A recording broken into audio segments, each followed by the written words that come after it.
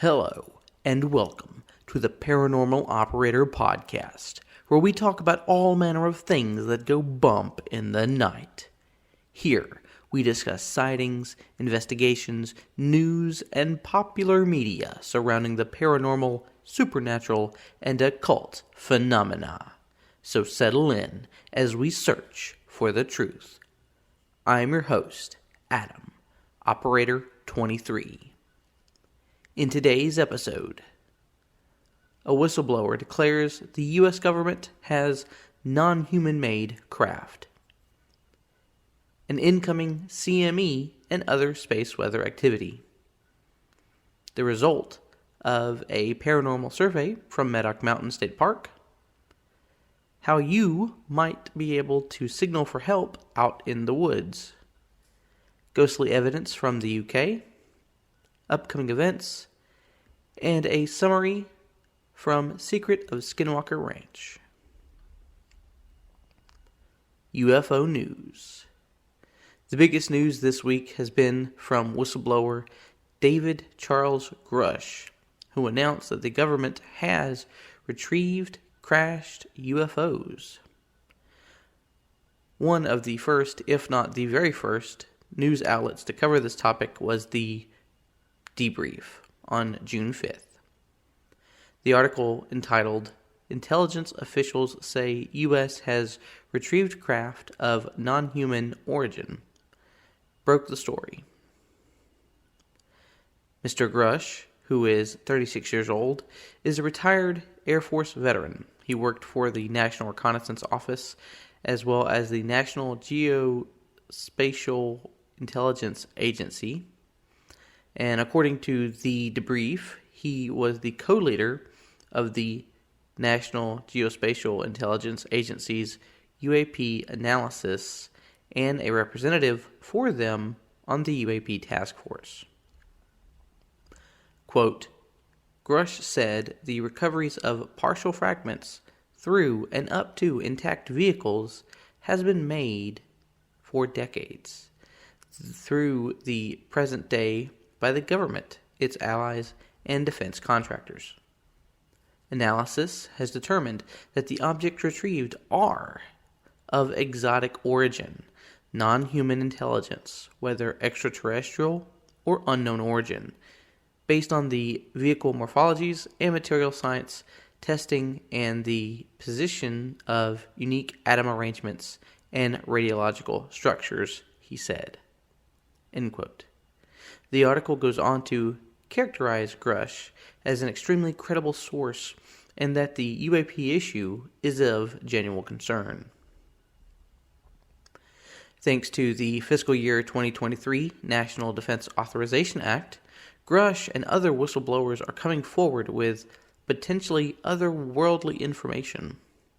The biggest difference with Grush is that his whistle was blown in the form of a complaint to the Intelligence Community Inspector General.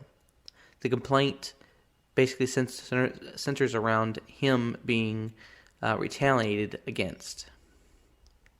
Moreover, continuing from the debrief, an article dated June 8 points this out, entitled, Whistleblower Claims Congress is Being Kept in the Dark about U.S. Recovered Non-Human Craft. This article outlines who Grush is and the fact that if he is lying, there could potentially be some very serious criminal charges brought against him. Only time will tell how serious the Intelligence Community Inspector General will take this complaint, even though they have stated that it is, quote, urgent and credible. If there is an investigation, and if it is released to the public, then maybe we will have some form of disclosure. Speaking of disclosure, tomorrow, Monday, June 12, will be Dr. Stephen Greer's National Press Club event, Disclosure 2.0. The event can be watched for free on YouTube, Facebook, and Rumble. All links will be in the description below. Space weather. A coronal mass ejection might make a glancing blow at Earth's magnetic field on June 13. A M2.5 class explosion sent the plasma in our direction on June 9 and may cause at most G1 class geomagnetic storms. As of right now, solar activity is quiet, with only a 25% chance for an M-class flare and a 5% chance of an X-class flare in the next 48 hours. Near-Earth asteroids are few this week. The closest will be asteroid 2023 LA at 32 meters in diameter, making its pass at 1.7 lunar distance. The largest this week is a whopping 506 meters in diameter, and it is asteroid 2020 DB5, making a pass at 9.5 lunar distance on June 15th. Man, if that thing hit, that would definitely put a wrench in society. Furthermore, from the American Meteor Society, there is no major meteor activity this week, and the next shower peak is expected to be July 30th, 31st. Cryptid news. Today's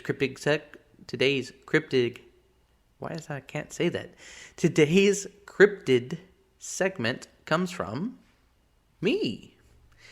This week I had a 3-day weekend, and I decided to spend it doing a paranormal survey of Medoc Mountain State Park. If you've never been, it's a really cool place. It's in northern North Carolina.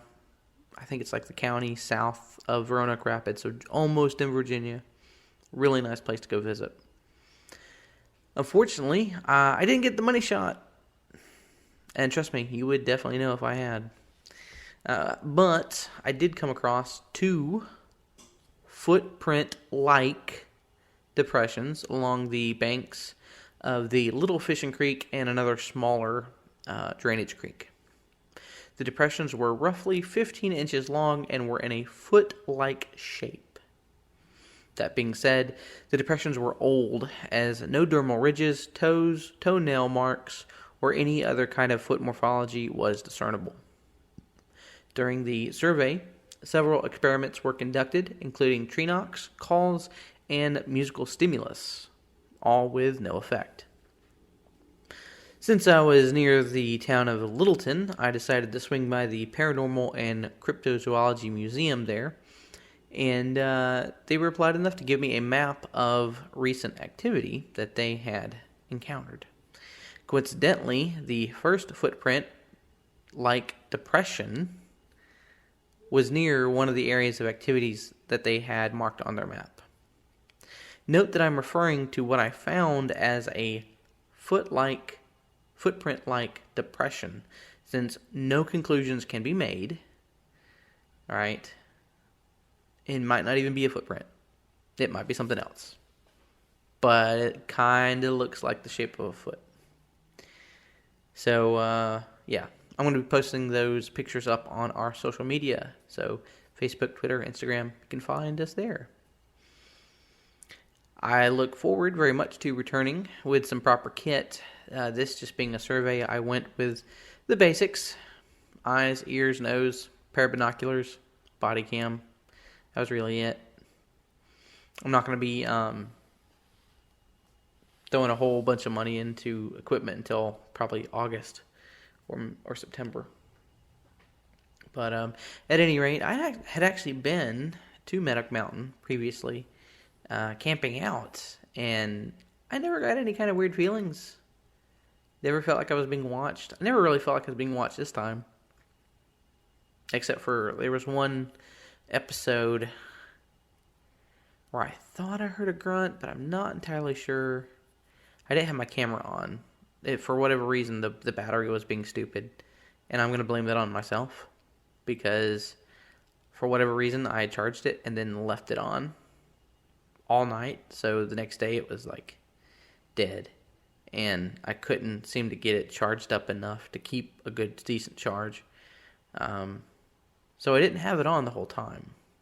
Which I wish I could have. But at any rate. it was interesting, to say the least. I don't really get a feeling that there are Bigfoots there. But Steve Barcelo of the museum, he's pretty certain that they are, because he's had stuff that he's found there, and found tracks, had FLIR footage. So hopefully I'll be in touch with him and maybe doing some stuff with him there at Medoc Mountain. Interesting to say the least. I was very pleased to say, that I found what I did find, but always just hope for more. Anywho, outdoor safety. Whether you're going into the woods to investigate or to recreate, being safe is very important. Today we will discuss signaling devices. Now, communication in an emergency situation is super important. And when you're in the woods, depending on where you're at, your cell phone may or may not work. Now, I had like 1, maybe 2 bars of service, so most of the time my phone was spent on airplane mode. Now, that being said, had I needed to use my phone, I probably could have sent a text, because texts actually take up a lot less bandwidth than a call does. So if you don't have quite enough signal for a call, try sending a text. A lot of times they'll go through. Now, let's say that you don't have enough signal, or maybe that your phone is just completely dead and it's kaput, right? So there's other signaling strategies that you can deploy, and they fall into 2 basic categories. You got audio signals and you have visual signals. So audio signals are going to include things like whistles, air horns, gunshots, and yelling. So yelling's bad. We don't want to do that, because number 1, it wastes a lot of energy, and number 2, you're going to be hoarse pretty quick, especially if you're not very practiced in being loud. So that's why I would suggest carrying a whistle. Whistles are lightweight, they're inexpensive. I don't know if you heard that. That was a giant gust of wind just hit the house. They're lightweight, they're inexpensive, and they be heard for long distances if you're in the right environment. And it takes very little effort to be loud on a whistle. Air horns, people use them at like ball games. You can find them in the party section, but you can also find the big ones in like the boating, nautical section of Walmart. And they're fine, but eventually they're going to run out of air, and then you have to get a new can. So whistles, I'd say that's probably the way to go. Gunshots we covered on a previous podcast. Make sure you're not gonna, shoot somebody, but 3 shots, boom, boom, boom. That's a pretty good signal for a hunter in distress. Visual signals include brightly colored clothing, lights, mirrors, fires, and static markers. So wearing brightly colored clothes out in the woods is always a good idea. In fact, I was wearing a long sleeve orange. It's not really fluorescent orange, but it's an orange camo-y kind of pattern. Still orange though, bright orange. And you can see stuff from pretty good distance if it's that color. And if you're going to be using your clothing to signal, you can either wear it, which works. You can hang it from a tree, so that way you don't have to be standing there, but it'll still be there, and as long as it's not too windy, people will still be able to see it. Or you can lay it out like on a rock, and that would be better for someone up in the air. Now, speaking of aircraft, if you're trying to get their attention and you're wearing brightly colored clothes, the best thing you can do is, number 1, you can lay down in an open area and do like you're making a snowman. Or if you're old and can't do that, you can take your shirt off and then kind of swing it around your head. the laying on the ground is better because it gives them a bigger visual target. So the other things, we got lights, like flashlights, chem sticks, glow sticks. They work okay, but they're gonna lose their charge, right? Batteries are gonna go dead. The chem lights are only gonna work for so many hours. Chem lights also have an expiration date. I don't know if you guys know that, but on the packaging, it has an expiry date. Mirrors, on the other hand, are incredibly useful, and they are incredibly lightweight. They don't require any batteries. The only thing they need is light, preferably the sun. Now, if you buy a signaling mirror, it's got a little hole cut out in the middle, and the idea is you take the mirror, hold it up, and you look through the hole at the object you want to signal, and then you just kind of rock it back and forth, or in an up and down kind of motion. And so the idea is it's going to catch the light from the sun, and it's going to shimmer, or it's going to look like a blink, really, from the air. And so they could see that for miles, literal miles. You can see these things from the airplanes. And if you don't have a regular signaling mirror, but you do have something that's really shiny, then instead of looking through, the hole, because there wouldn't be a hole, you can actually take your two fingers, your index and your middle finger, kind of make a V, hold it in front of the mirror, and put the object you're trying to signal between your two fingers, and then just kind of use that as a sight, and then it's basically the same process of tilting it forward and back. So I carry a whistle, I carry a mirror. Those are great. As far as fires go, you have to be careful with fires because obviously you don't want to burn the woods down. Now, if it's a truly desperate survival situation and it's life or death, go for it. All right. Just know you might be burning someone's house down. That being said, people have talked about using flares. I'm, for one, am kind of against using the flares because if it lands somewhere that is extremely flammable, again, you might be burning down someone's house, and we don't want to do that. So, I wouldn't. But fire can be used as a signaling device, not only because it gives off light, but it also has a vertical element as well because you have the smoke. So if you get something that can give off a lot of smoke, like green boughs, leaves, tires, I know, not ecologically happy about it, but it's very noticeable. It gives off really thick black smoke. So you can use fires. Now, alternative to that, you can also, if you want smoke, use a smoke canister. I know in the boating section of some stores, they sell these. It's like a flare, but it's not a flare. There's no fire to it. It just gives off smoke. And then they also make these smoke bombs you can get for like airsoft or photography, and you could use those. And they give off a noticeably large cloud of different colors of smoke. And then something else that I bring is I always bring trash bags. Trash bags are amazing. They're good for shelter. They're good for water, carrying stuff in, and they're good to sleep on.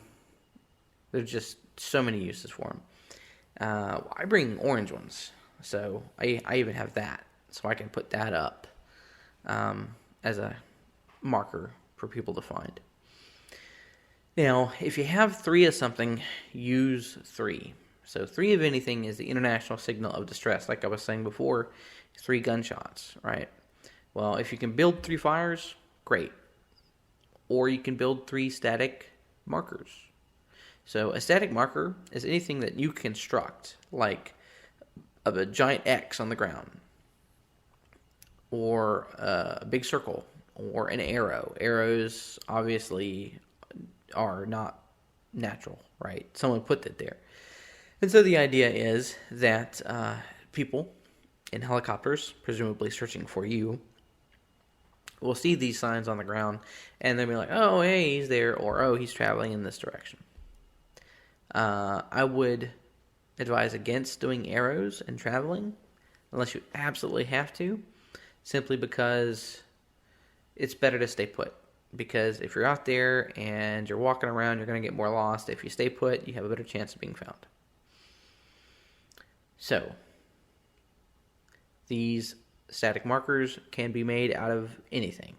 They could be logs, they could be rocks, they could be debris, they could be your clothing if you have extra clothes. Presumably bright colors. Alright. On to the next segment. Post-biology. The investigatory group Paranormal Awakening believes that it may have captured the first ever EVP in Ireland. I kind of doubt that, but that's what the article said. So this story is dated June 6, and it is from The Mirror. The group's leader, J.P. Kavanaugh, a guy we've covered in the past, was with a teammate in Lakin Castle in, I'm probably going to butcher this name, Tipperary, on May 6th, when they captured a voice saying, "Help me." The voice was not audible and was only found on review. Also seen that night was a black apparition standing at the top of a staircase in a bent-over kneeling position. Continuing with some recent evidence, Lollipops, a sweets shop in, again, probably going to butcher this, Penwortham, maybe, UK, seems to have captured something physically moving a bottle of syrup. And it pushes it off of, it's just sitting there on top of like an ice cream freezer. Like it's got the cold section on the bottom, and then it's got the glass part at the top. And they just have a row of these bottles of syrup sitting on the top of this thing. And it looks flat. And slowly but surely, the thing edges and edges and edges and edges till it falls over. And the clip for this is going to be in the description. If you want to go watch it, go watch it. There's a label obviously on the back of these bottles, and there's something, I don't know what it is, but it's big, it's bold, so it's a good point of reference.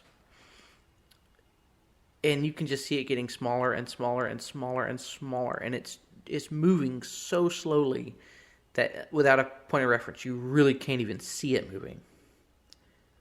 But it does, and it falls over. It falls off the top of this thing like 4 different times. And it's pretty cool to see, because there's no one around it. Like, people are walking, and it's just doing their own thing, and then it falls over. So it's very, very interesting. Now, they also have footage from their security camera that was taken about... Well, wait, let me back up. So this happened on June 3rd. About a year ago, also captured on their security cameras, July 28th, 2022, another one of their cameras captured a book bag being knocked off a counter. And 2 days later, on the 30th, the motion sensor was triggered. And this was in the morning. No one had come to work yet. I'm pretty sure it was morning. It might have been late evening or early evening. And anyway, nobody was there. The motion sensor was triggered, and the camera captured a white orb appearing to hover above the cash register and some of the sweets that were there on the counter. Now, the owners have stated to the Lancashire Post, which is where the story is from, that they don't feel any malevolence, they don't feel uneasy about it, and that they are in no hurry to chase it off. To my knowledge, no one has actually been to investigate the place, although some people have reached out to them, and some people have just kind of swung by to get a feeling of the place. So this story was published in, the first story rather, about the bottle falling off, was published June 6th, 2023, and the latter story was published August 15th, 2022.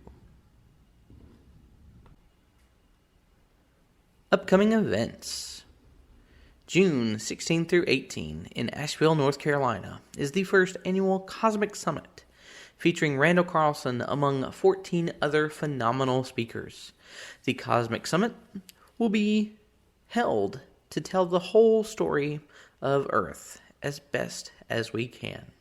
Topics addressed will include the well-published Younger Dryas Impact event, more recent cosmic impacts, suspected precursor civilizations, Clovis people, the Black Mat, Göbekli Tepe, lost ancient technologies, controversial archaeology, megalithic monument building, Egyptian mysteries, and catastrophic geology. In-person tickets may still be available, although probably not, and they are at $571 after tax. Online tickets, though, are more than likely still available for about $49. They can be bought at howtube.com/14369. June 17 in Wares Cave, Virginia, will be the Virginia Bigfoot Conference, presented by the East Coast Bigfoot Researchers Organization. There will be many vendors, arts and crafts, food truck, live music by Cousin Jimmy's String Band. The speakers will include Zach Bells, Bo Mills, Rick Reels, Mike Familant, and Ed Brown, with a special guest appearance from the Animal Planet's Turtle Man from Call of the Wild. And this event is going to be going on this weekend. And the paranormal operator, yours truly, will be there. July 2nd is World UFO Day. July 21st through the 23rd is the Kecksburg UFO Festival in Kecksburg, Pennsylvania. For those of you who do not know, it is a historic UFO crash and possibly even retrieval. The festival is put on by the Kecksburg Volunteer Fire Department, and on the 23rd they will be having a UFO conference with speakers. More information will be forthcoming. July 22nd is the 5th annual Smoky Mountain Bigfoot Conference in Gatlinburg, Tennessee. This conference is not just for Bigfoot enthusiasts, but for anyone who wants to believe. Join Cliff Barackman, Renee Holland, Matt Moneymaker, Tony Merkel, and Lori Wade as they take you on a journey to unravel the mysteries of Bigfoot. Check out their many sponsors and vendors selling all kinds of Bigfoot and cryptozoology gear. Doors open at 9 a.m. and go to 7 p.m. This event is open to the public, but advance tickets are recommended before they sell out. Tickets can be purchased at gatherupevents.com/smoky-mountain-bigfoot-conference. And I should note something really quick about the Virginia Bigfoot Con. Tickets for the speaker portion of that event are sold out. You can no longer buy tickets to see the speakers, but the event itself is free to get into and mosey around through all the vendors. So you can still come, you just can't get in to see the speakers. And they actually sold out, I think, like last week. So it's pretty cool. July 29th through the 30th, the Anomalous Aerospace Phenomena Conference, put on by the Scientific Coalition for UAP Studies. This is a scientific conference where speakers will be presenting papers on a range of topics dealing with UAPs. The event is virtual, and tickets can be purchased at explorescu.org/conferences. Popular media. Spoiler warning. Spoilers ahead for Secret of Skinwalker Ranch in 3, 2, 1. Season 4, Episode 7, The Return. In this episode, Jay Stratton, former DIA employee and investigator under the Bigelow period, returned to the ranch to see if there was any activity in response to his presence. Because as we all know, the ranch reacts to people in certain ways. After a quick debrief and passing on a few of his experiences to the team, Jay goes out with the guys for a tour of the property. There was one spot in particular where he said he and two of his teammates experienced a temperature inversion. And the inversion was in the form of a wall. It was very noticeable. He said you could put your hand through it and that it was very cold. Now, they had our team, the current team, has actually experienced some very strange thermal phenomena around Homestead too, and Travis actually brings this up. Now, beyond this point is Homestead 2, and Jay stated that he saw, on the same evening, presumably, a shadowy human-like figure standing in the second floor window. Well, if you're familiar with Homestead 2, the only problem with that is there is no second floor to stand on. So whatever it was would have to have been hovering there. Now, I'm sure that they went to other places because it kind of looks like that happened, but it was unfortunately cut for time. I mean, the episode's only 40 minutes long, so. The next day, the team followed the same route that Jay had been on, and they basically wanted to see whether or not the ranch had indeed responded in some fashion. So Jay went out the one day, and then the next day was the control to the experiment. I don't know if y'all can hear that noise in the background. It's raining. It's probably going to storm here pretty soon. At any rate, they had the Jeep. They had it hooked up with all kind of sensors, one of them being a GPS tracker. And at the end of the episode, they had Jay on a video call, and they showed him the data. Well, the control experiment went without a hitch. It didn't show anything anomalous. But the one that they did with Jay in the vehicle was very anomalous. In fact, the GPS data in certain spots of the ranch showed him hundreds of feet below the ground. The anomaly started about at the drill site, continued to the place where he pointed the tree out where the temperature inversion was, and then on toward Homestead 2. And each time it got to one of the spots, it like came up like we get a J, and then went deeper down into the ground. And we have no idea how to really explain that. There's no explanation for it. But yeah, it's pretty conclusive proof that, well, or at least one documented case here where, yes, in fact, the ranch does react to different people. So while they were compiling this data from the experiment, Caleb and Dragon had the Uinta fire management officer come out to the ranch and take a look at the burnt post. So he was very confident that the burn was not arson, it was not a chemical burn, and that it was not lightning, but that it was probably something to do with the ranch's namesake.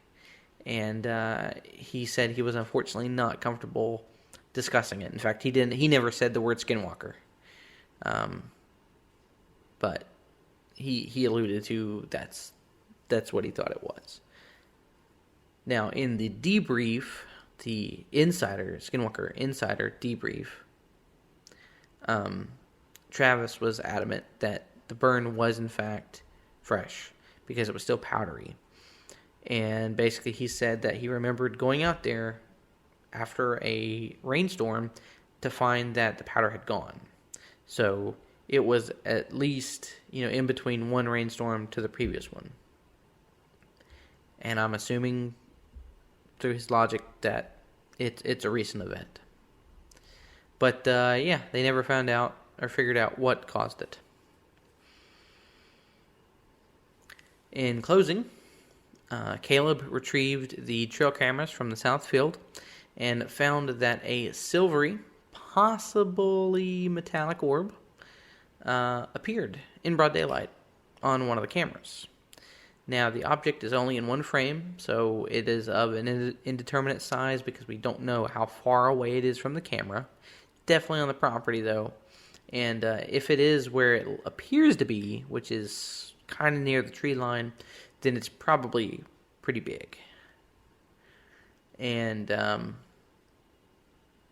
weirdest thing was that there's another camera out there, and it's facing this camera, the camera that captured the orb, or the object. And that camera number 2, it didn't capture anything. So that's really weird. And then also, I want to say it was Thomas, pointed out that this orb, it might have been Caleb, one of the two, pointed out that this orb was in the direction for the area where the burnt post was. And that's pretty much where it ends. As with the last episode, the team concludes that they need to get a portable drill and come at the anomaly in the mesa from above.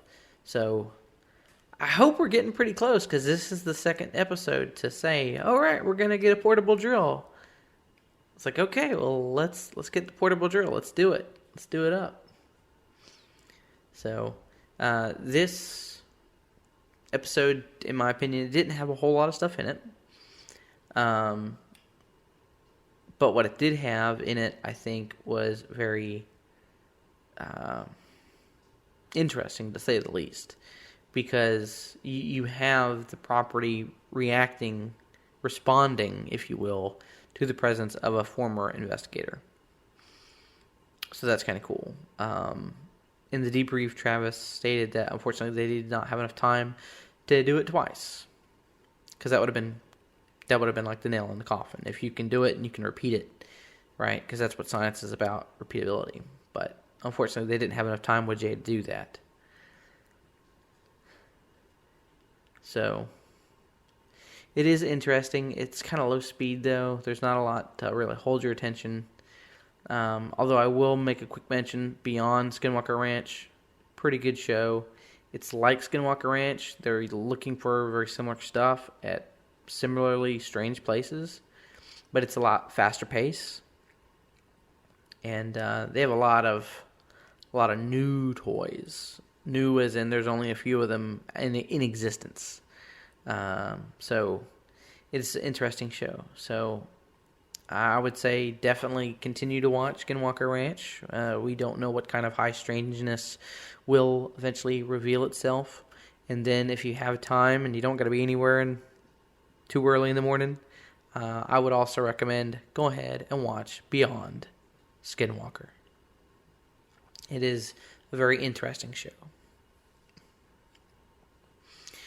So, that's all I have, guys. I do have one last announcement here. So, there's probably going to be an interruption in June, July due to my work. So, there may not be much in the way of social media posts or videos. Don't panic. I haven't been black bagged. I'm just busy. And as I said earlier, probably starting around August, I will begin to do more paranormal surveys and quite possibly investigations. So you can look forward to those. If you know of a place that you would like me to check out, just shoot me an email, or you can reach out to me through one of our social media platforms. And right now, I'm looking at a few places to incorporate. One of them is in Raleigh. It's the Mordecai House. Have also reached out to the Rice Museum in Georgetown, and then I'm also thinking about maybe doing the St. Simon's Island Lighthouse. So definitely got some stuff in the tube on the way, as it were. So folks, that's all I got for you this go around. If you like what you heard, please like, comment, share, subscribe. All that good stuff helps out the algorithm. If you did not like what you heard, well, I thank you for listening this long. And if you want to give me a comment on how I can improve, That would be much appreciated. You can find us on Twitter at ParanormalOps23 and on Instagram and Rumble, Paranormal Operator 23. Our email, if you have any sightings or experiences, comments, concerns you want to report, the email is paranormaloperator23@gmail.com. Until next time, folks, keep searching in the darkness.